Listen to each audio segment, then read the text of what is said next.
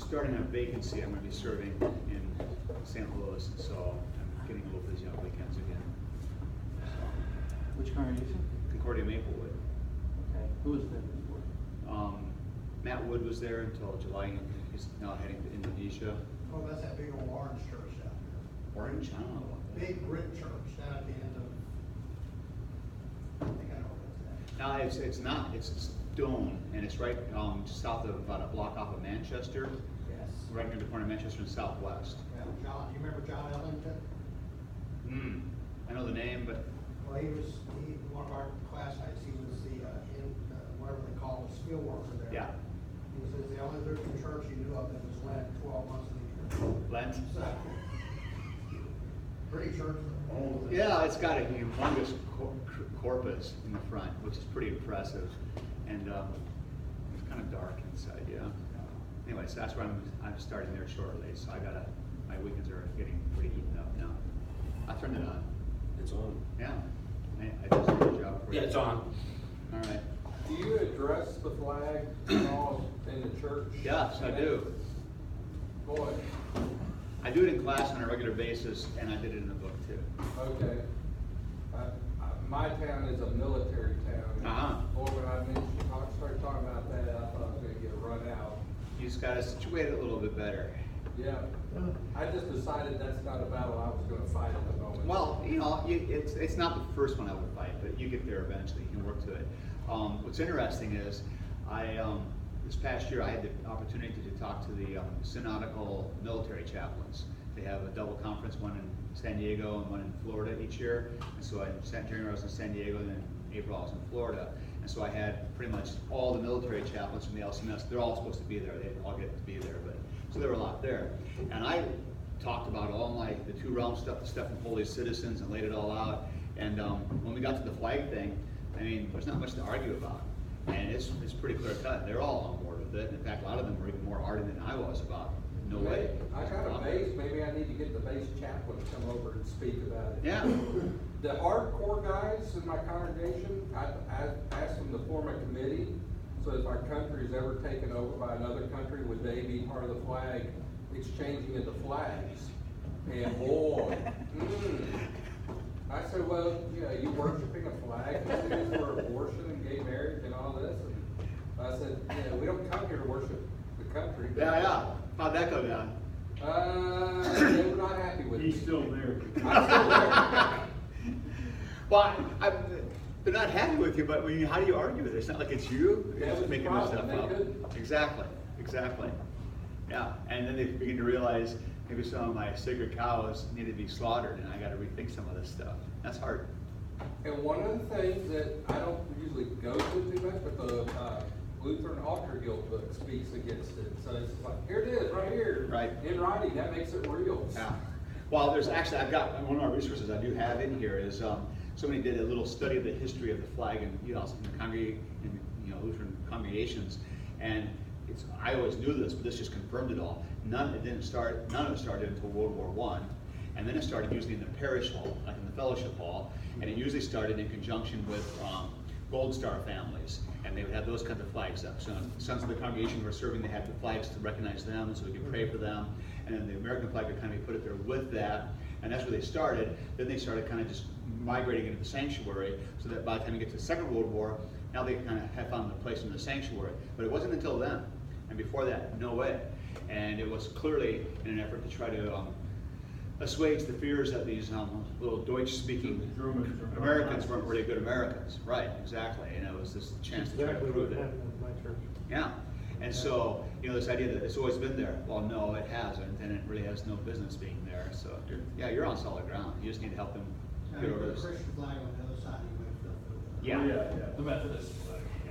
Wow, that gets me even more fired up, because that stupid Christian flag was made up by a YMCA youth leader in like 1895 or something, when he was short on a devotion, so we just made it up on the fly. What would a Christian flag look like? And he made it up, and then it really cracks me up because we have the pledge to the Christian flag, like somehow balances out the pledge to the American flag, and it's just so stupid. I think, what if we want a symbol for the American faith, for the Christian faith? What's that? Oh yeah, cross. Cross. If we want to have a pledge, oh yeah, creed. I mean, come on. what are we making up this silly stuff for? Just so we balance our American weirdness. But anyway, that's another topic. Maybe we'll do that one tomorrow. I just take much to motivate, and I get provoked pretty easily. We'll see. So you don't watch any of the news channels on TV then, do you? Oh, on occasion, why? On What do you say occasion, that? if you want to get provoked. Oh, that doesn't bother me. It doesn't? No, I just, because of what we're going to talk about now, it doesn't bother me. I know where they're coming from. So let's talk about this. My segue. So this is something that I've taught for a while in some other classes, but I think it's really helpful. This is a book called The City in a Dome. And it's actually, this is the chapter called The City in a Dome, Living in an Age of Normal Nihilism. The book is called The Plain Sets of Things. It's written by a guy named James Edwards. James Edwards is not a Christian. He's a sociologist who was writing from Penn State. And wrote this book in '97, so it's a little bit old, but it still really captures, I think, a lot of things that are going on very nicely. And so he's not a Christian. He's very, very interested in religion, but he's interested in religion for the sake of how it functions socially in a culture, and the power it has, and the good that it does. Okay, and this is an interesting kind of an approach to this. And I'm going to start here and spend a fair amount of time with this guy because I want you to kind of get the gist of his argument, see what he's up to, because I think he does a really nice job of helping us to kind of come to terms with what's kind of going on out there in the culture and how they operate and why they operate and the kind of how we make sense of it. And I think it's really useful this way. So this is like about 50 pages long, so we're not going to read all of this. I won't do that to you. I wouldn't be that sadistic. But I will hit some highlights and try to give you the gist of his argument as we work this thing through a little bit. So keep in mind then, he's a sociologist. He's interested in how society functions, and he's very interested in the role of religion in society, because does religion play a factor in our social cohesion and how we work? And he would say absolutely. And one of his concerns is that with the breakdown of religion as being a normative thing, this has social consequences which are quite disruptive. And so this approach, I think, is very insightful. All right, so as he puts this kind of gives you some context, this book is more interested in the power of religion than in its truth, interested in what happens to that power when the claims to the truth slacken their grip. So in other words, he is not asking the question, who's got the right religion, or is it true? He doesn't care. He doesn't care if Christianity is true. He doesn't care if Christ rose from the dead. What he cares about is that people believe it, and they live their lives according to it, and it makes an impact on how the world works. You see what I'm getting? So he's being very pragmatic about this. And what he's interested in also is what happens when the claims to truth slacken their grip. What happens when the religion doesn't seem to be as true as it used to be, and that starts to let go? What happens to society when this starts to take place? And now his assessment, as I said, in my opinion, is really quite insightful. All right, so he's going to get into this as we're going on, and we don't need to spend a lot of time on all this upfront stuff as we go here, but he gets eventually into he starts talking about what religions do. And I'll paraphrase most of this. I'm not going to, we'll get, some things I'll read to you, but some of this I'm going to paraphrase my way through, and we'll kind of cover it that way. Because, as I say, he gets pretty dense and pretty thick, it gets pretty philosophical, but I'll give you a taste for that as we go here. And let me just kind of keep up with my notes here as well as we make our way. So he first wants to define what he means by religion and how religion functions. And he argues that from his standpoint, all religions, especially all religions, have three things in common. Three critical things that make religion work as far as he's concerned from a sociological standpoint. The first thing is a clear division between the sacred and profane. So they divide the sacred and the profane. So you have a bifurcation, and he puts it this way. The first of these features is the assumption of a fundamental and binary division of what there is, a division that ranges across the whole of things and their relations and sorts every one of those things and relations into one of two basic types that types the division defines. We may call this the division, most generally, the distinction between the sacred and the profane. So in other words, there are sacred things and profane things. Now this might be metaphysical, physical. okay, or the church kind of things, and the more normal material earthly things. Okay, so that's the first big divide that he has. The second point he makes comes on the next page over, and he writes, secondly, this is the second structural feature. The two worlds are ordered in a particular way. There is no détente at the fundamental level. The two realms do not coexist peacefully as equals. Rather, they are hierarchically ordered. One is primary and the other is secondary. Now, of course, obviously, what's the ordering here? That the sacred orders the profane.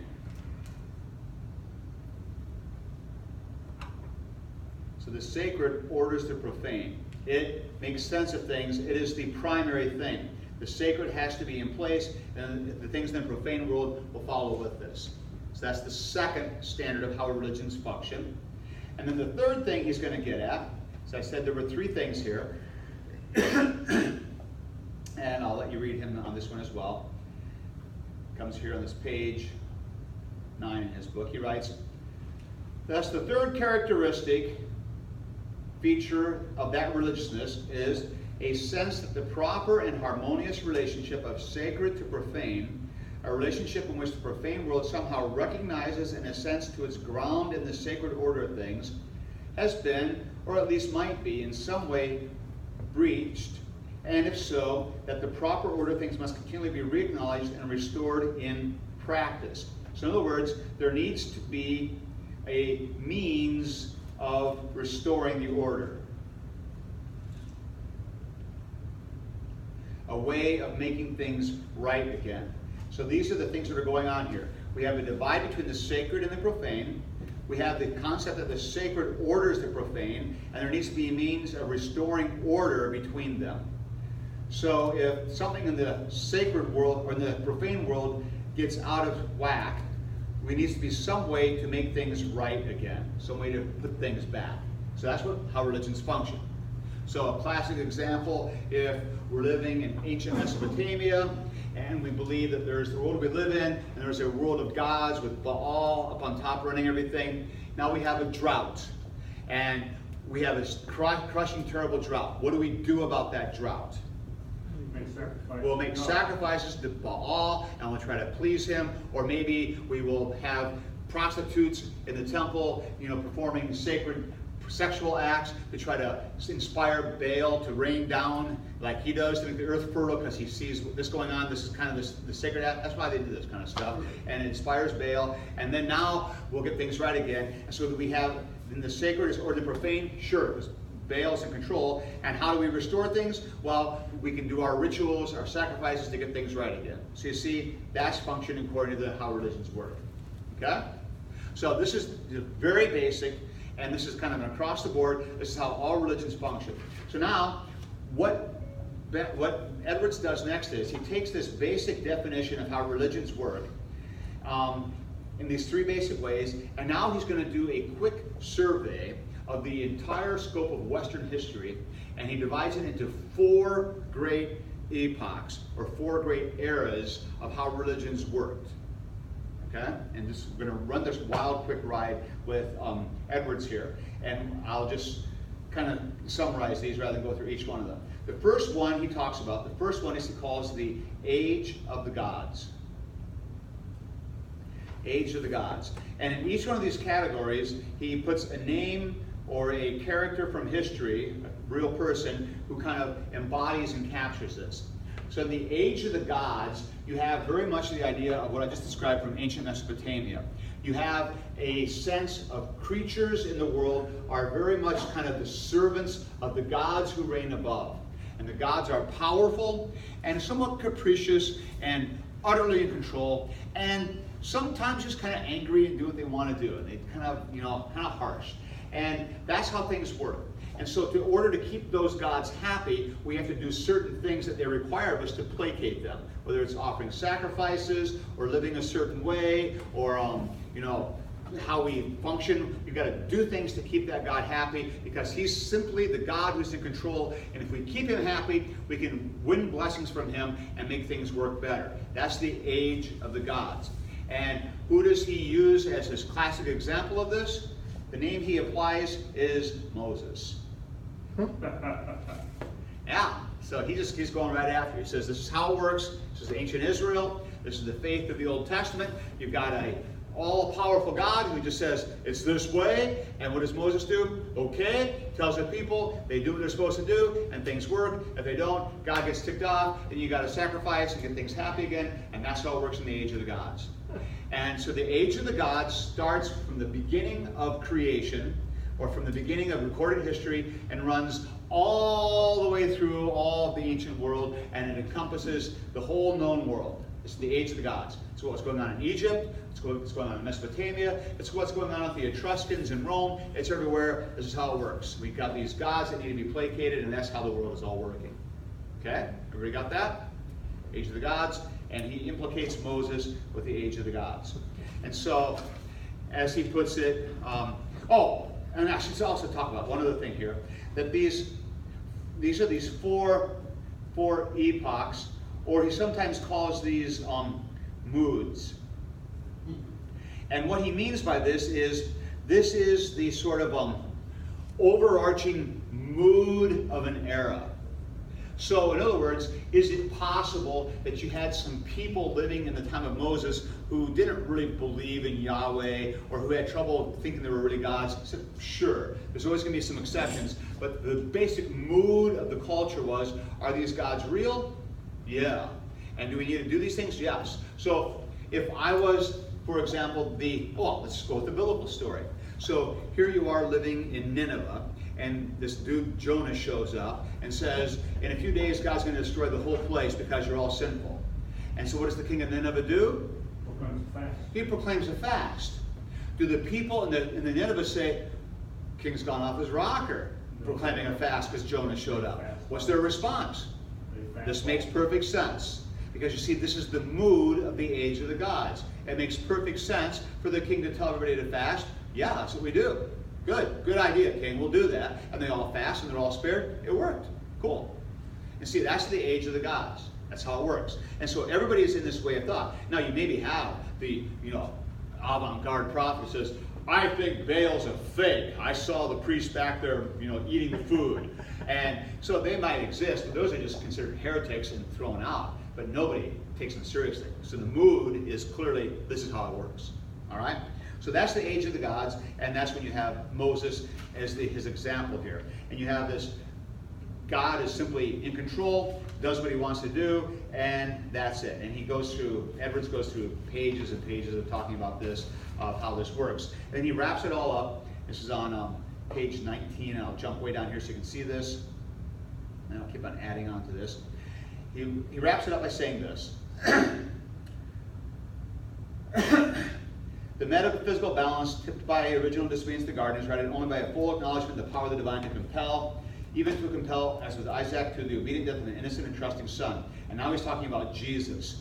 He says, even Jesus fits this idea of the age of the gods. Yahweh himself finally carries through the bloody filicide, killing his own son. He remitted from Abraham and Moriah. So in other words, he spares Isaac, but he won't spare his own son. Divine right makes divine right. That's the key to the age of the gods. Divine might makes divine right. Salvation comes only through sacrificial submission of human autonomy to God's will. So that's the age of the gods. We are right only through submission of human autonomy to God's will. And so salvation is accomplished only by relenting to God. So that's the first age, the first epoch is age of the gods. And here, let's think about how this fits with the three criteria. Do we have sacred and profane? Absolutely. Do we have the sacred over the top of the profane? Absolutely. Do we have rituals to make things right? Yes. So right makes things right. And here, what does salvation look like? Salvation means being in sync with God, having God's favor. Okay? God's favor, and so we get blessings in this world, whatever those might mean. It rains, or we have forgiveness of sins. We have the age of the gods. God simply deserts, and we yield, and that's it. Salvation means yield to God's power. That's what salvation looks like. That's the age of the gods. Okay? So the age of the gods starts and runs all the way through, And even in the Christian world, it keeps on going. Now you get some overlap here. But the second big move in the history of the West, the next age, is the age of the forms. Or, better said maybe, is idealism. And who's our guy for this one? Up here it was Moses. Who's our guy here? Aristotle. Close. Plato. Yeah, let's go a generation back. Plato. Plato's our guy here, the idealism. So now with Plato, we have the age of the forms, the age of idealism, and now we have a shift. Instead of having an all-powerful God who just does what he wants and we have to yield to him, now we have the thing that is most important. What's there in the sacred is not some sort of arbitrary power with brute force, but now we have the ideal, perfect realm. The perfect idea of the logos as it should be. The ideal justice, the ideal perfection as it should be, how things are supposed to be. And then the world is but a reflection of that, and a dim reflection at that. But someday we can get back to that. So the goal is to strive for that, because that defines things and that orders things. And this is beautifully captured by the classic allegory of the cave. Remember that from Plato? And maybe it's been a long time since you've thought about the allegory of the cave. I remember I had to read it in high school, and I didn't have a clue what I was reading about, and neither did my teacher, because my teacher was not philosophically trained. I know that now. At the time, I had no idea, but she was as hopeless as the rest of the students were. And so this was in a freshman lit course. I still remember it. Ninth grade, we read Allegory of the Cave. The teacher had no idea what was going on. Neither did we. We just read it because it was part of the anthology, and we went on to something else. But you remember how the Allegory of the Cave was? So Plato paints a picture of a cave. He says, imagine you're a group of people and you are chained from the time of birth to in a cave, and you're facing a wall. And all you can see is the wall of this cave, and everybody next to you is chained to that along that same line. And you stare all day at the wall. And behind you, though, are people walking back and forth. And imagine there's a large fire at the top of the cave, enters the cave, that creates light. He doesn't want the heat, he just wants the light from the fire. And as people are walking back and forth between the fire and you, your back is turned to them, all you see is their shadows cast on the wall in front of you. Okay, this is the key part of the image. You see their shadows. And so maybe somebody carries a statue, or a tree goes by, or something, and all you see are the shadows. Which says all you ever see, you will begin to think that's reality. You see the shadows of things, and you believe that those shadows are the real thing. And so you spend your whole life there, that's all you know, you become an expert at the shadows.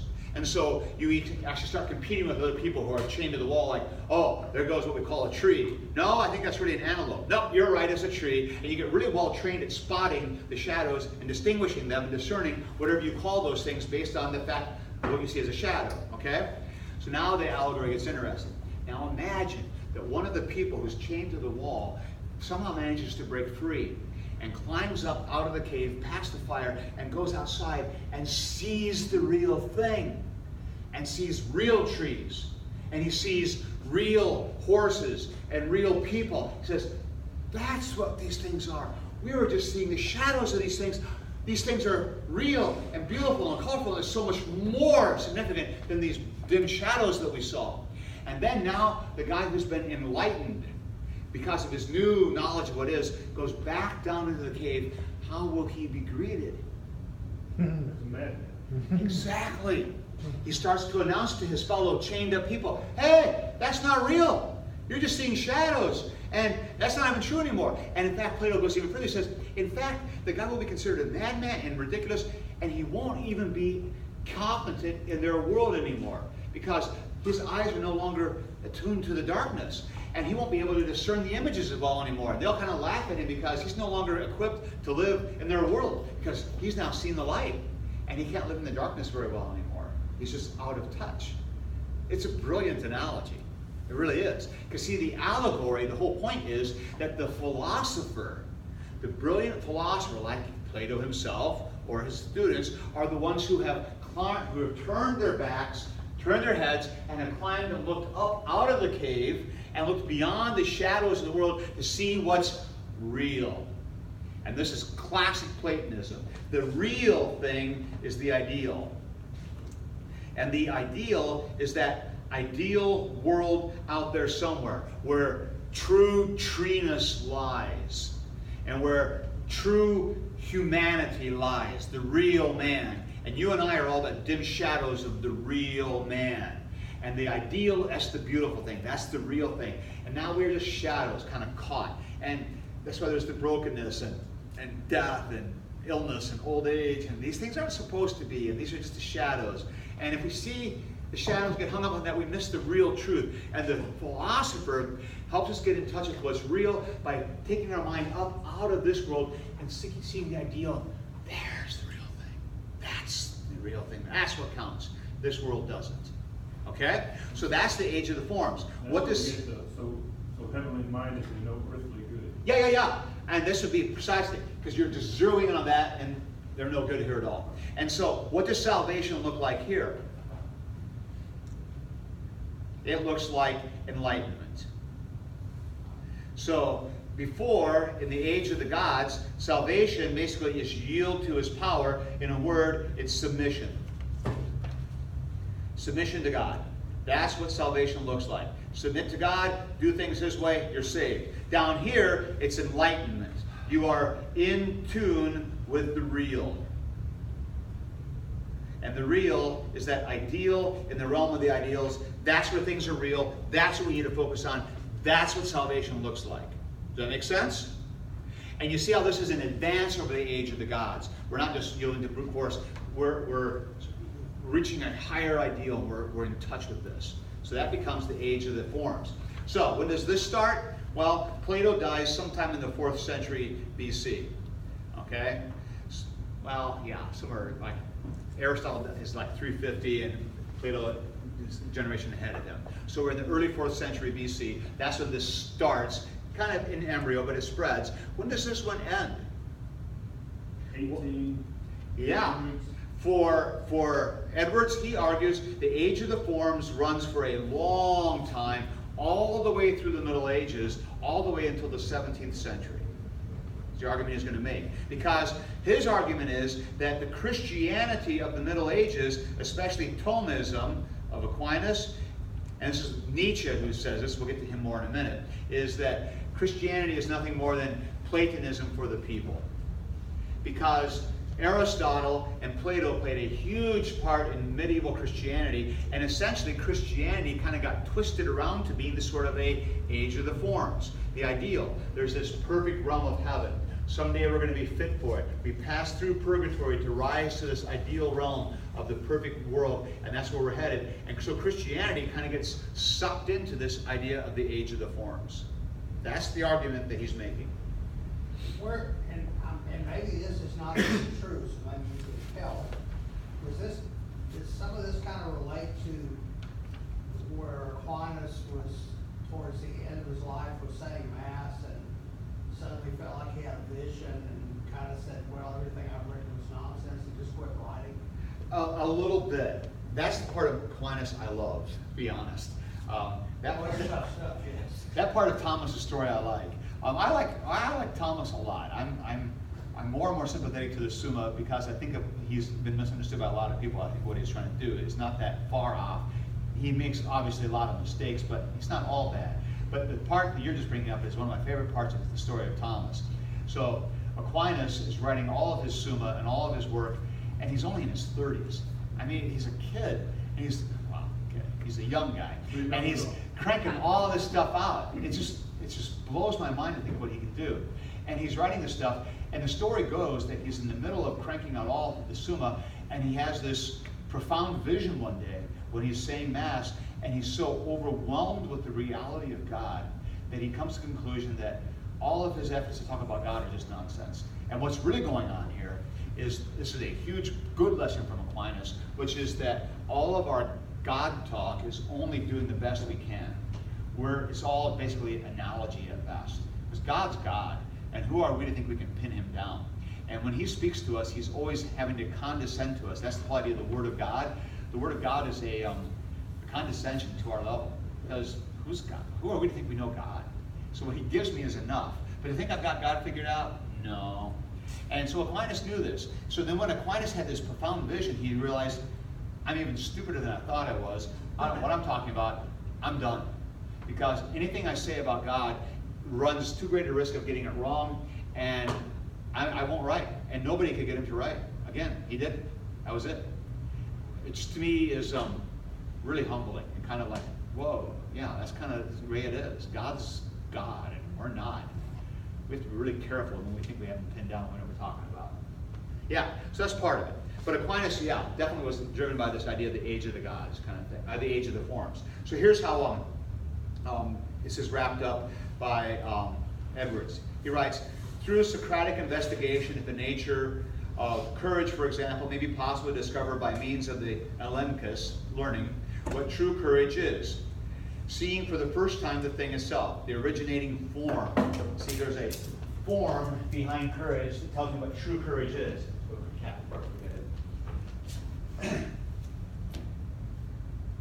And so that true knowledge will show me what it really is, and then I'll understand it for the first time. Seeing for the first time the thing itself, rather than as shadow. See, there it is. Not just seeing in shadow, we're seeing the real thing. Thus it will become possible for one to try to act truly courageously. One's action is made whole, pure, and good, or true, through its connection to the knowledge, not just opinion, that now motivates it. Even in the age of idealism, therefore, the reconciliation of the sacred to the profane comes about through a kind of sacrifice. But here it is the sacrifice of one's illusions to a higher truth, rather than the sacrifice of one's will to a mightier force. In the age of the gods, one willingly submitted to compulsion. With idealism, one intellectually surrenders to perfection. Make sense? So, yeah. And tell me again, first name? Brian. Brian. I thought so. I just want to get it wrong. Brian or Bruce, they run together for me. Well, I've been called Bruce before. Yeah, I'm sure. No idea why that gets connected. Yeah, this is a BR. What do you want? BR first name. Yes, right. All right, go ahead. I had a Jordan and a Jared in the same class, and I got them mixed up all the time. In fact, they just started answering to either one. They didn't care. So I was always mixing them up. Yeah. But thinking about this, the transition, and I know there's no clear demarcation between these ages or things, but the idea of Gnosticism, the gnosis of the early Correct. church time, Yep.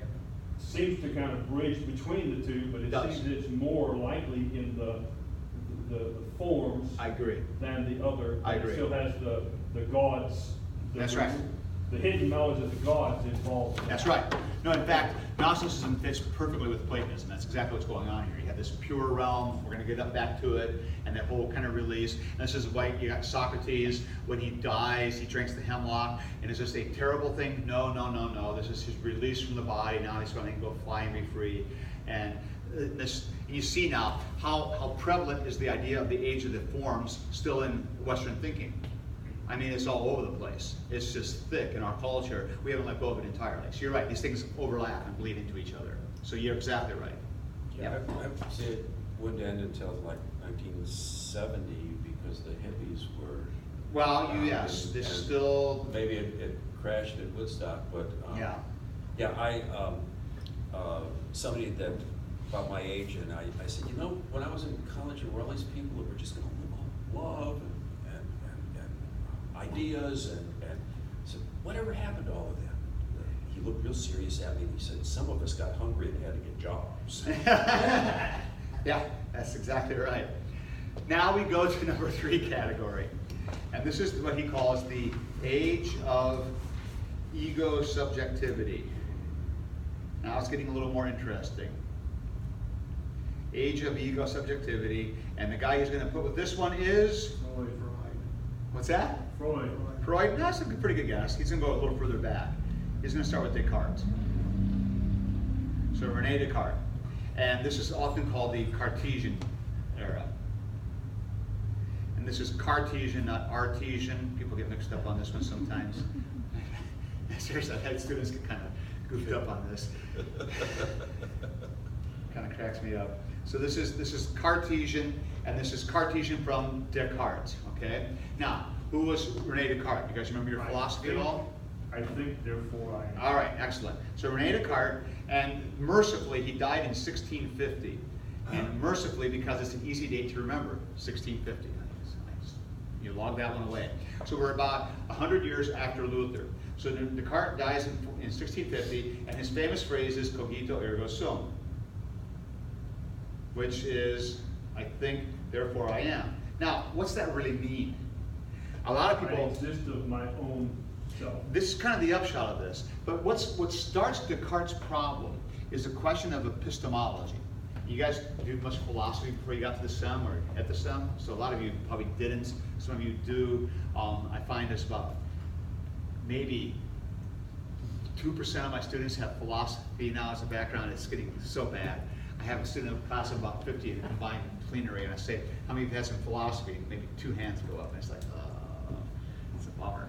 So, but anyway, what Descartes was doing is having an epistemological crisis, which means he's having a crisis of how do I know what I know, which is what epistemology is, this understanding of things. How do I know things? So he thinks, how do I know that God is real? Well, people told me. Well, why do I believe them? How can I know this? Can I empirically see him? No. In fact, how do I know I'm real? Maybe I'm not real at all.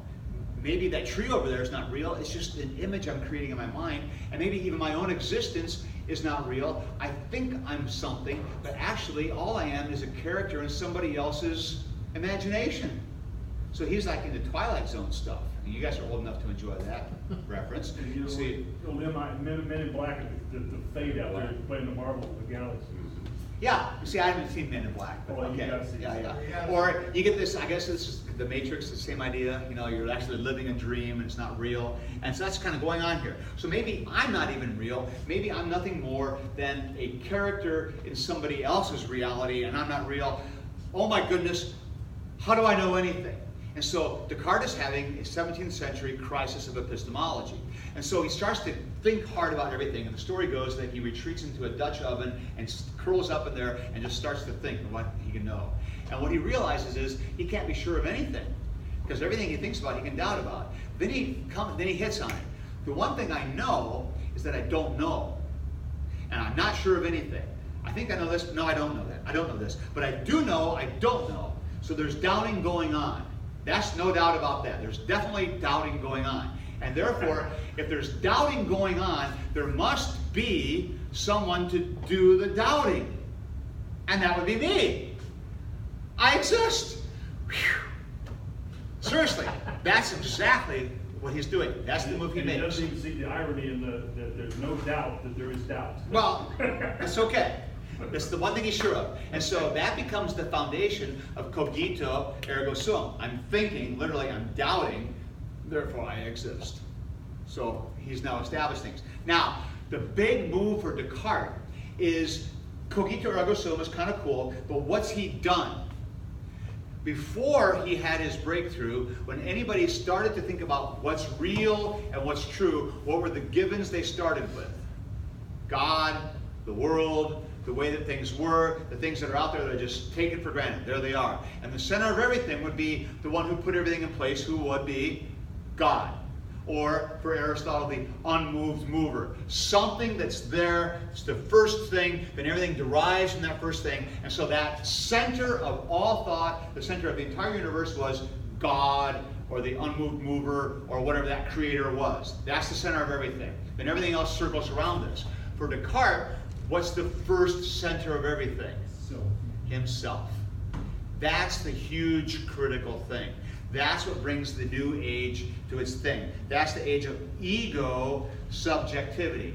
I'm the subject. It starts with me. I determine reality. I shape things. I decide what's real. I'm the one who accounts for everything. That's the age of Cartesian ego subjectivity. It starts in 1650 and it runs all the way through into the 20th century. And this is also corresponds quite nicely with what we call the Enlightenment. And so the Enlightenment becomes in capital, a definite name for this period of learning of man now the center. Now, how successful is the Enlightenment at advancing the world and discovering reality about things with man as a center? Extremely successful, because this also corresponds with the rise of science and the role of science and technology. And science and technology have been exceedingly successful. as we all see sitting around this room with our cell phones and smartphones and projectors, and we're all healthy and getting old, and we still stay healthy because medicine is incredible. People don't die at 50 anymore. And you know, Luther was 45 and thought he was an old man, and you know, full of years, and dying at 65 years, yeah, he's an old guy, he's done. Now we think somebody dies in their 60s, whoa, what happened? He's so young. You know, it's just, even though I remember as a kid, I heard somebody was 72, it's like, whoa, they're really old, they're gonna die any day now. And now, even people dying in their 70s, it's like, oh, you know, that's what's happening. People are supposed to die in their, you know, upper 80s or 90s. Oh, okay, now it's old age. But so we have, medicine has helped so much, and technology, we make all these advances, and everything just keeps on flying forward. So the Cartesian project, the Enlightenment, has been wildly successful on many, many, many levels. But it has some problems too, okay? And this is where Edwards gets really interesting when he starts thinking about this, how Christianity was just Platonism for the people. Well, now we're going to move past this into the age of ego-subjectivity, but how does this play out? Well, as I said, things work really well on lots of levels, but then there are some problems. Like, you know, if it's really just about me, how do I know what's actually real? How do I know that my truth and your truth, which of these is right? How do I discern between these different ways of looking at things? That becomes the Cartesian problem. So I'll let you hear from Edwards on this. We'll go to page 30. It's got a few more ahead here. And he starts on this. So he writes, much of our lives, especially our overtly religious lives, remains problematically Cartesian. As it was for him, our intellectual integrity is still mostly a matter of refusing to assent to any representation unless we have good reasons for believing that it really does match up one for one with what there is. So in other words, he's saying that Cartesianism is still very much at work even in the late 20th century and even to the 21st century. We like to think we're deciding what's real, and it's real because it makes sense to things that we can grasp. So he goes on. Our typical religious quandaries are, therefore, essentially questions of personal belief. My students are always asking themselves and me, do you believe in God? Or in the Bible? Or in Jesus? Or in Scientology? Or in reincarnation? And so on. Do you, that is, accept that particular representation of reality as the true one, and on what grounds? Given this sort of Cartesianism at their core, is it any wonder that our current institutional forms of religion have gradually lost their power over us? If one can only believe that X, for example, Yahweh, Allah, the form of the good, if one can only believe that X is the ground of being, then X is not the ground of being, no matter what one believes. Now that's an important sentence. Did you catch this? Because you see, if I only believe it's real and the ground of being, then its ground of being depends on me assenting to it. Therefore, it's not the ground of being. What is the ground of being? Whatever. Me. Yeah. Me. And if I'm the first move, then what's real? What's real?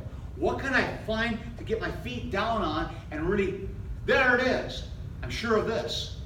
See, the whole Cartesian project, let's finish them up here. No matter what one believes, if the sacredness of X can sensibly be questioned, then X is no longer sacred. That is a profound sentence. And this gets to the core of so much. If the sacredness of X can sensibly be questioned, then X is no longer sacred. Something is sacred because it is so holy and so completely other, and everybody knows it, but no one's going to question it. So what Edwards is doing, and I think he is spot on here, what is sacred is what can't be laughed at, what can't be ridiculed, what can't be run down. That's what's sacred. If you can laugh at it and make fun of it and ridicule it, it's not sacred by definition. And just think about that for a little bit, because it's got chilling implications for our culture today. But that's just what he's making the point here. And so this thing is so exactly right. Because if something has meaning because I decide it has meaning, it doesn't have meaning. Because I just decided it does. It's kind of pointless. And I have a hard time illustrating this with students because it's such an important idea, but it's hard to kind of get because we live in it and it's hard to recognize. But it's a little bit like saying, the most important thing in life is the Green Bay Packers, or I guess around here the LSU Tigers, or maybe the New Orleans Saints, or whatever people just latch onto, like, you know. And if you know anything about Wisconsin people, the Packers is just a weird sort of thing. It's, you know, this, you know, yeah, it becomes cultish. It's like a cheesehead kind of a thing. But you see, they treat it like it's like it's really meaningful. But what's the meaning? It's just a stupid team, and there's nothing to it. I agree with you on that. Add to that it's a publicly owned team. A friend of ours, another pastor, has a certificate of ownership of the Packers. Yeah, it's And that's just the the last one. you got to buy it and all that. The thing is, do you really own any part of the Packers? No, you don't. No, right. You own that piece of paper that says you own part of the Packers. Yeah. That's all you own. And does the Packers really identify you, and why are you be chosen that? And if the Packers became defunct, what would you do? Well, you'd find something else to bring your life meaning. You see, the point I'm trying to get across is the kinds of things that people give their allegiances to in the Cartesian world is no different than your allegiance to a sports team. So I'm a Packers fan. Great. Well, no, I'm into the Sierra Club. I really want to save the world. Well, see, I'm really into the Me Too movement. I'm going to save women. That's what's really important. Or no, I think what's really important is to stop all war, and that's what I'm going to live for. And so you're just choosing your issue of the day, or the cause. What's it going to be? Well, if you've chosen it, it's nothing more than your choice. This is this problem with Cartesianism. It's up to you to decide what is the ultimate ground of being. Well, if I'm just trying to decide what the ultimate ground of being is, and it's my choice, then there can't be an ultimate ground of being. Now, back to my illustration. It's like getting the whole Enlightenment project is premised on we are going to discover the truth. We're going to find it. And so science seeks to find what's the truth about atoms. And they research and they research. What's the truth about the heart? Why does it work? How can we keep it from having heart attacks? How can we make it beat longer? What's the truth about it? We do research and we study and study. And we get new medicines and new procedures. And we make some progress. We're going to find the truth about it. And we can find, like I said, success about what's the truth about cell phones. What's the truth about how radio waves work? What's the truth about how atoms work? And we can find out lots of stuff about these things. Probably not as much as we think we know. But we get the illusion that we got these things kind of locked down and figured out. But that's kind of a joke too. You talk to real scientists and they'll tell you, we're clueless, we're just guessing about most of this stuff. But we think we know. But now though, Unless you're talking about global warming. just add on to this. I mean, it's go, go, go, go, go. It's just, we even think we have the secrets of the atom have been unlocked. No, we know this much. And we're just monkeying around and playing games and things kind of work, but then weird things happen. How that happened, who knows? And nobody knows. And my brother is a PhD in quantum optics mechanics. And so, you know, he says the further you get into this stuff, the more it just becomes more like religion. You're just kind of guessing stuff, you know, trying to figure out how things work. And you take it because it's Yeah. what we see, so we believe it. And so anyway, my point is, so the Cartesian project is applying that same premise. We're going to study things and figure them out and come to the universal truth. Because what's true for your heart is true for all hearts. That's how science works. Repeatable study, anybody can verify it. So now we're going to do that with the real questions. What's the meaning of life? Why are we here? And so then we start jumping into the physical, to the metaphysical reality, and we try to find the truth.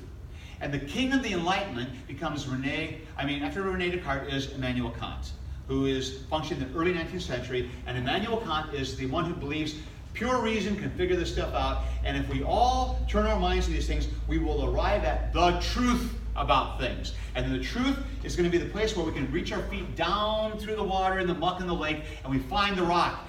There it is. Stand. I got it. Got my truth. Come over here. Join me on my truth. And anybody else can come, reach down their foot, find the truth. There it is. Yep, I'm on it. We got it. We're all finding the truth together. See, we got it. This is what Kant is convinced of. And the Cartesian project is everybody's trying to figure out what's that truth to get our feet on. But what's the problem with the whole project? We're the ones deciding what it is. We're still the ones who are deciding. And so that leads into the fourth era, and that is going to be, the fourth one is going to be called the Age of Transvalued Values. Oh, wait, back up here. I got to finish up my consistency project here then. So, in the age of ego-subjectivity, what does salvation look like? Salvation is freedom from the past. Freedom from the forms. And so I'm going to do my own thing, and I'm going to figure things out, and salvation is to find the truth. So we're going to find truth about things. That's what it's going to look like. We're going to find this, we're going to keep on looking, and then we will find the truth about what we're looking for. All right, good. So then that leads into the fourth category, the Before age. you do that. What's that? Before you do that, I was thinking of this, I wrote down before about this enlightenment. You said that, sort of the age, the Plato age of forms, that salvation was enlightenment, but not Yes. the enlightenment as in historical age. Correct. Here you put that. Is this the revolutionary period, American, French, that period, all this, the constitutions and the declarations and all those things, that's like Gnosticism kind of in between the two, or is that kind of the first child of this age here? Now you're spot on. Subjectivity? You're right on. And so you're asking a question which I actually get into a little bit in Holy Citizens and talk about this a little bit there, but I've thought about this a fair amount. Is so the Enlightenment is not a steady stream. It's a progression. And so you start with Descartes, who puts man as the center, but he's not a pagan. And he's not anti-Christian. In fact, he still believes in God. He puts the whole world pretty much back together the way it was. Christ has a place. The church has a place. Everything's still going full tilt, the Bible and everything. But now he's just the center of things. Then we just start progressing forward. And so then we start walking through the philosophers who follow, like Rousseau and Locke. And then they start turning this idea to the political realm. And now we have the basic seeds for the American experiment, which is Locke and Rousseau. And the premise there is man's the beginning point. So instead of God giving authority to a king, no, What's the source of all authority according to the Enlightenment? Me, the individual. And so Rousseau has this social contract theory, so that we all have our individual rights. I have inherent rights as a human being, but for the sake of our common social good, I will give up some of my rights and give them to a ruler who will make sure we can all get along together. That becomes the social contract theory. That's the stuff that was driving our Constitution. So Hamilton and Jefferson and Madison and the boys got together, and they were Enlightenment philosophers up and down, especially Jefferson. And they loved Locke, and they knew Rousseau, and that's what was driving them. But they also still believed there was a God, because they didn't have enough science to answer everything yet. They had a God of the gaps, and there were still some pretty big gaps. They still believed in God, and they still had a place for that. And the Bible seemed to be useful as moral training. So they were, it's what I would call the sweet spot of the Enlightenment. Well, that's where they're giving almost lip service. And we look at it, endowed by their creator with certain inalienable rights. Right. But what the subtext in what I'm hearing here seems to be that they're visualizing the creator as themselves. Exactly. And therefore we are endowed by ourselves with these rights. And we decide what they are, and we enforce them. And the social contract comes into play, how we bargain and give up and function together in a society. That's but right. Nevertheless, the inalienable right is mine. That's right. Inherent in me. That's right. Not endowed by any external That's cause. right. And if I have a creator who something has to come from somewhere, but that creator has nothing to do with me anymore. We're deists, and the point is not on the creator, the point is on me with my rights. You're exactly But they're speaking to correct. a public that isn't ready to hear that yet. Precisely. So they're using the political word, the religious word, in a political purpose. Precisely. To accomplish their Precisely. And that's my other book, Holy Citizens, and you put your finger exactly on the reason why this is not a Christian country, never has been. And that's why when people talk about we need to get back to our Christian roots, I just scoff. There are no Christian roots. There are Enlightenment roots with a Christian veneer stuck on top. This country is founded on Enlightenment roots. You just ask yourself a real simple question. According to the U.S. Constitution, what is the source of all authority? We the people. Exactly. Exactly. And everybody knows it, but they never thought about it. Well, we're just, everybody except the people we send to watch it. yeah, right. And so then you ask your Christian congregation then, okay, if we the people is the source of authority, where does God fit? And then it kind of hits them. I've done this with congregation, with lay people, and then it hits them and they realize, he doesn't fit. You're right. And then they're a little bit unnerved by that, because they always thought that God was essential to our country. No, he's an add-on. He's not necessary. We the people is all we need. So that means if 51% of the American people think something is true and right and moral, guess what? It is true, right, and moral. We decide morality. Marriage and abortion. Exactly. We decide morality. No God puts it on us. No book called the Bible puts it on us. We decide what's real because we're the source of authority. That's how it works. It's always worked that way in America. For a long time, most Americans were also religious enough and biblical enough that it all kind of worked. But now they don't give a rip anymore. And now Christians find themselves on the minority and on the outs. And now we're screaming, get back to our roots. There's no going back. The roots aren't going to help you one bit. The world's moved past it. And so everything that's happening in America today was built into the system by Jefferson. It's all happening exactly the way it's supposed to happen. No surprises here. Nothing's been lost. It's just the fruit it's bearing is surprising some people. But they shouldn't be surprised. They just weren't paying attention. That's all. That's a happy thought, isn't it? And so what that means, according to my premise, is I don't care who gets elected or who's in the Congress or who's in the Supreme Court, in the long run it won't make one bit of difference. It might change things a little bit here and there. If you've heard of Patrick Deneen, his stuff, he wrote a book called Why Liberalism Failed. And he's not using liberalism as in liberal Democrats. He's talking about liberalism as the Enlightenment project in America and what's wrong with it inherently. It's a powerful book, really quite accurate. I might have some time with that tomorrow. We'll see how things go. I got lots to talk about. All right. So now we are setting the stage really well. Let's get back to our philosophical side a little bit. So who's the dude who represents the age of transvalued values? Yep. John Lennon. Well, Lenin comes pretty close, and he's not too far off the mark. But Friedrich Nietzsche is my man, and everybody knows the name Nietzsche because what did he say? God is dead. Yeah. And so here, let me erase that so you can read it a little better, because I saw you kind of making faces trying to read my writing. Well, let me see sure I did. Yeah. Okay. There. Nietzsche. Yeah. Nietzsche said famously, God is dead. And so then most Christians really hate Nietzsche.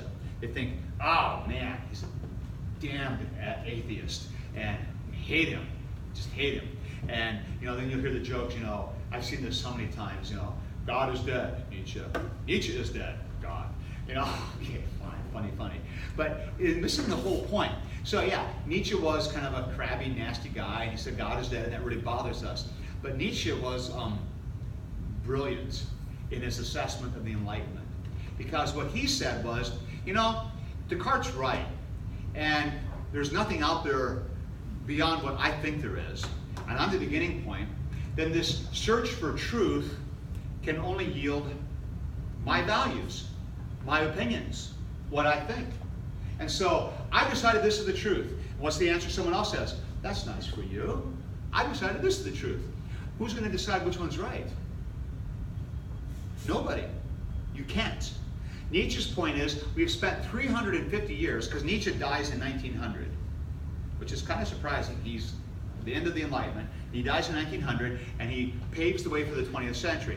So in the 20th century, we actually start seeing all the different ages of the gods kind of operating together. Still Cartesians running around, lots of them. A lot of Age of the Forum still running around. And a few Nietzscheans who are starting to say, you know what? There isn't anything we can all agree on. There is no truth down there. And if you get down into the deep end of the lake and start looking around for the stone to stand on, start looking for that foundation, guess what? I ain't there. And you can go down as deep as you want and keep feeling with your toes, reaching down into the muck and the ooze. You'll never find it because it doesn't exist. It's just what we all want it to be. And that's why it's a transvalued value. I choose a value, but then somebody else goes across it with their value. And then somebody else goes across it with their value. And how do we ever decide anything? We don't. We don't. That's Nietzsche. So this then leads to what is known as the age of nihilism. And nihilism, remember, is simply from the Latin word nothing. And nihilism means there is nothing we can be sure of. There is no foundation. There is nothing down there that will be the truth for all of us. It doesn't exist. There's no universal truth, no universal reality that holds everything together. There's no foundation. There's no universal. It's not there. There's no truth. The truth is simply a value I choose, and that's it. And so what is Nietzsche's advice? Will to power. So the will to power is the one who has the courage to say, I know there's nothing real down there. I'm going to assert this as the way that's going to be, and this is how I'm going to live, and I'm going to have the courage to do that. That's my will to power. And then the Übermensch, the overman, the Superman, as some people translate it. So the Übermensch is the one who comes along and is able to assert his power even over other people. And most people who live in the herd are too stupid to know the difference, and that's fine. Let them be stupid and live in the herd. The Übermensch will come and will control them. And the best example historically of an Übermensch is, of course, Adolf Hitler, who had read Nietzsche, and Wagner had done the same, and fancied himself to be an Übermensch, and the will to power is exactly it. So the fascinating thing is this. Adolf Hitler is the child of the Enlightenment. And yet the world today tries to pin Hitler on Lutherans or on Catholics and blames the church for Hitler. Look what you guys produced with your church. You gave us a Hitler. When in fact, Hitler is the little bastard baby of the Enlightenment. That's who gave him birth. He is clearly a product of the Enlightenment. He is a Nietzsche guy, up and down. But nobody wants to talk about that. But it's absolutely true. So that's the age of transvalued values. And it gets described by Edwards in some really, I think, really interesting ways. So on page 40, he writes this. I got this. Yeah, no, page 41. This is well into his chapter now. He writes this. I'll just read the whole paragraph to kind of give you a feel for what Edwards is up to. Thus, Nietzsche's destruction of the Cartesian system. So in other words, the Cartesian system is, let's keep looking. If we all work hard, we're going to find the truth together. And see, Kant really believed that there was some kind of common truth that we can all discover. And if you think, and you think all the right way, we're all going to arrive at that one common truth, and we can all agree. And that will be the foundation for things. And Nietzsche said, no, it doesn't exist. You think, all your own little individual values, you're not going to arrive at any common truth. So that's how he destroyed Cartesianism. He basically called it out. So he goes on. Nietzsche's destruction of the Cartesian system puts into question the Western metaphysics of presence itself. Descartes removed any possibility of sacred ground except the fully self-present ego. And now Nietzsche, not to mention Freud at all, so there's your Freud, has taken the ego away too, dissipated it into a pragmatically unified constellation of warring forces. One is left with no ground at all. Life is will to power. A raging centralist force against centralist force in which all stability is but a temporary alliance of oppositions. After Nietzsche, there is nothing left that possesses the full and final presence of pure being. There is nothing that compels our unremitting assent, nothing that stuns into a blessed silence. There's Thomas, our capacity for ironic redescription. So in other words, we can ironically redescribe everything, we can reinterpret everything, and even the sacred things we make fun of. What is left in our culture today that people won't make fun of or won't ridicule in the late night comics? Everything is a target. Nothing is left sacred. The closest thing you get to what's sacred is the individual. Well, okay. What were we going to say? I would say racism or individual or sexualism. Exactly. The persecution of. And Precisely. The sanction. Precisely. And the reason is this. If this person identifies as a gay person, what is our sacred responsibility? To honor his choice. Right. Because he is an individual. And we have to honor every single individual. And so whoever that individual is has to be honored for the sake of them. And if he's a dude who thinks he's really a woman, that's who you are, dude. We'll call you lady from now on. If that makes you happy, that's your right. So we reverse the incarnation from God incarnated as man to man incarnated as God to now man incarnating as self-identified. I think you're on the right track there. I would agree.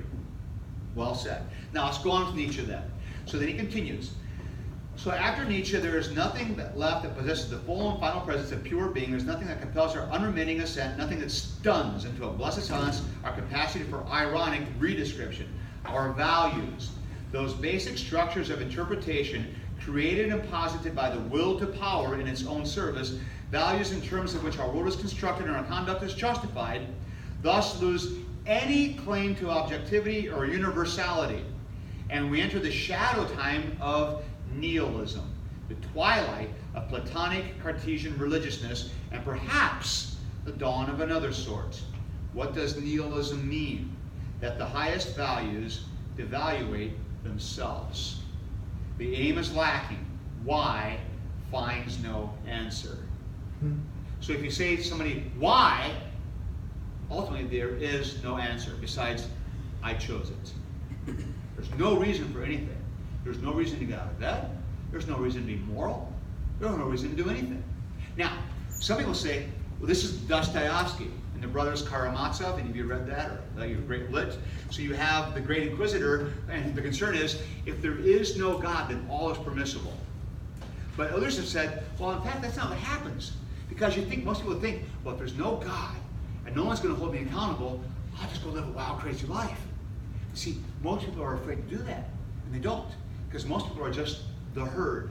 They're just cattle, and you have the whole bovine phenomenon where everybody kind of just gets in step and behaves and kind of goes with the flow, and that's what they're supposed to do. So they go to work, and they produce, and they have babies, and they get married, and they have kids. They don't know why. They don't really like them. They just put them off in daycare to get rid of them. And they just kind of do what everybody else does because that's what you do.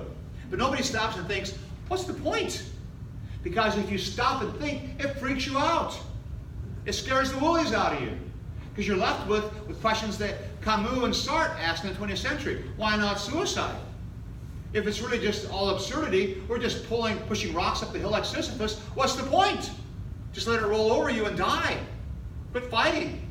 Who cares? Well, it's not suicide, but I'm a teenager, so, I want to be an adult and get married.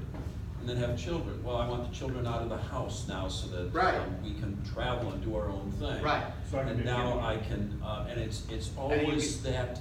Next thing. Well, there's a poem called The Station. The Station. It's always that thing that's ahead of us that we're striving to. We don't quite know what it is, but we don't know when we get there either. Yeah. Yeah. That's part of the transvalued values. There's just nothing there. Yeah. And nobody's content with what they're doing because there's nothing there. And so most people don't think about these things because they're so completely unnerving. And so instead we back up into the kind of the herd. But now we live in an age, and this is where I'm going with this whole talk. We live finally now in this age that is going to be called normal nihilism. And that means we are all nihilists all the time. We just don't realize it. There's nothing. Our fifth age? What's that? Our fifth age? Well, this is still that fourth age. Transvalued values is known as the age of normal nihilism. Because we really haven't left the age of transvalued values. See, the problem with Nietzsche is you can't beat him. He's an unassailable argument. Because anything you try to say, well, you're saying the truth about truth, there's no truth, that's the truth. He says, well, I don't care. Because it's not really true. It's just my value. I don't care. If you don't believe it, that's fine. There's nothing. You can't beat it. And that's why a lot of people say, we've reached the age of the end of the Enlightenment. There's nothing beyond it. What else next? How do you make another move beyond this? And I don't have an answer.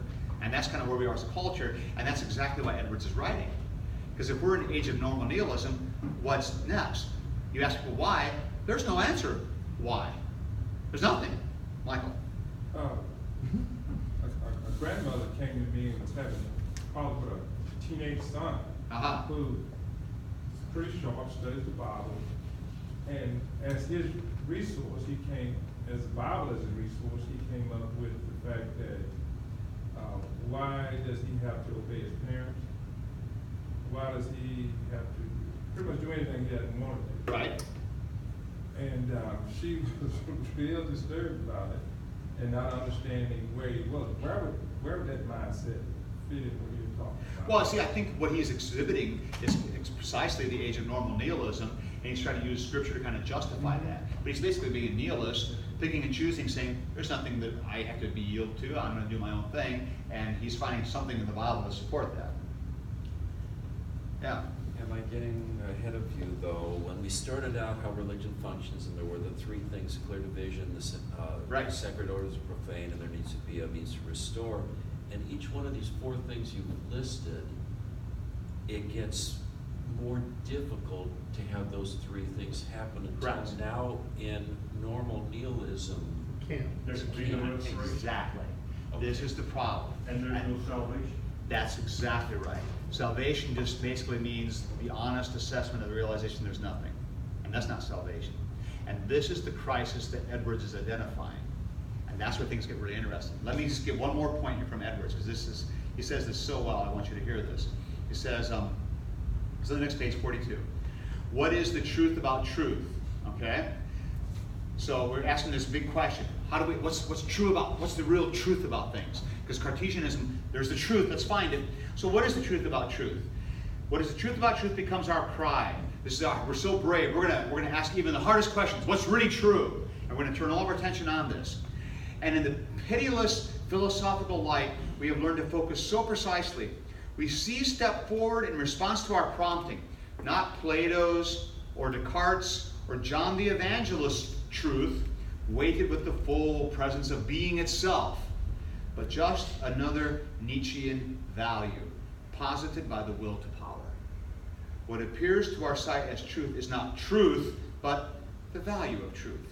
That is, various social practices for constructing and enforcing stable and public agreements about the facts. Agreements that always and only serve some particular instance of will to power. And this sort of posited and contingent truth, like any other positive value, can claim only our pragmatic allegiance, not our worship. If you're choosing to follow something, you don't worship it. Because it's just something I decided to do. You don't really worship the Green Bay Packers. You know, it's just a stupid team. Well, that's our American politics in a nutshell right there. All right. And so then he goes on. Now too late, we begin to suspect that some questions, what is the truth about truth, are better left unasked. Our highest values have devaluated themselves. See, if we start saying, what's really true? Nothing. Nothing. But we shouldn't have asked that, because if nothing's true, what do we have to live our lives on? What do we have to make sense of our very being? Why are we here? If we're just ooze that climbed up out of the swamp and became thinking, creatures over billions of years of evolution, what's the point? So I, try to sow my seed if I think I'm worth propagating it, or if I'm kind of weak and maybe I should just die off sooner. What's the point? And who cares? Who cares if life peters out on this earth? So what?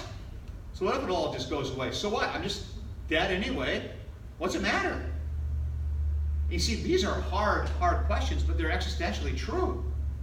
This is true. But then we push this to its absurd limit there. Yeah. And we live in a world where there is still a social contract and a social good, and we're dealing with,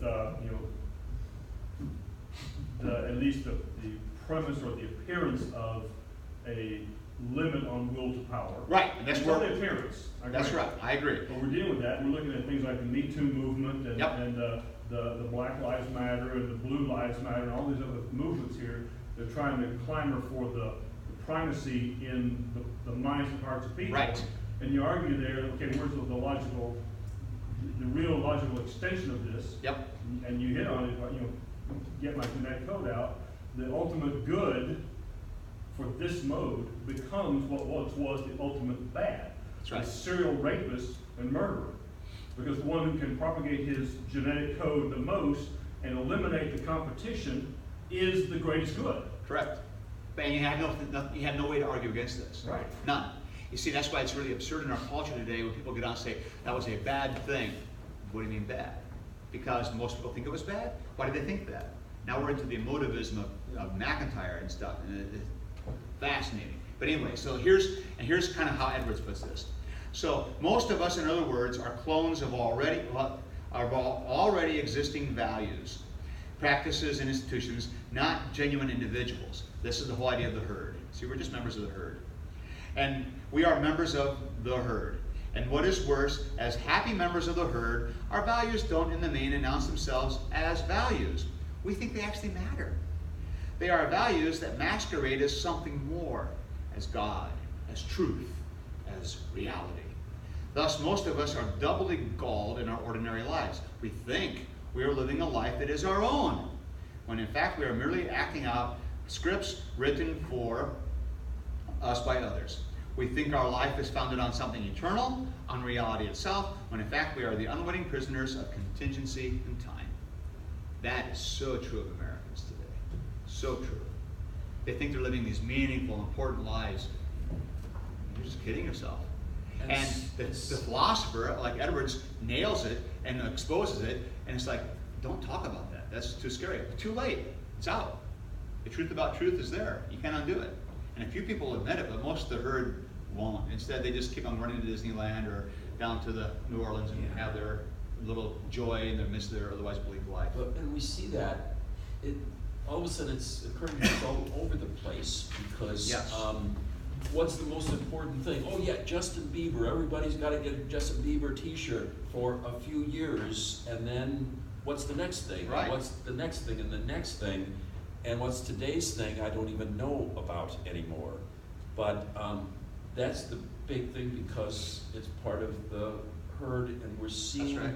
ourselves in that, And we think it's meaningful in our entertainment. because it's real.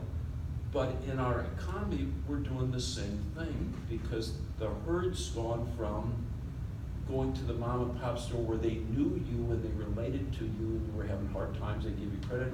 Now as a herd, here we are at Walmart, and that's nothing more than an economy of the herd. Yeah, there's some truth to that.